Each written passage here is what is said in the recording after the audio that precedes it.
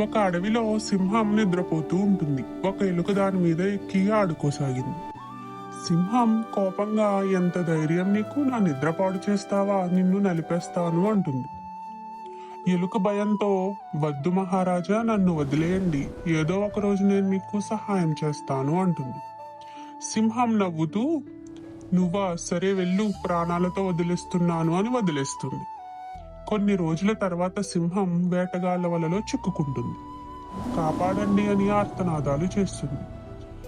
ఇది విన్న ఎలుక పరిగెట్టుకుంటూ వచ్చి, మహారాజా భయపడకండి, నేను వచ్చాను అని వాళ్ళ కొరికి సింహాన్ని రక్షిస్తుంది.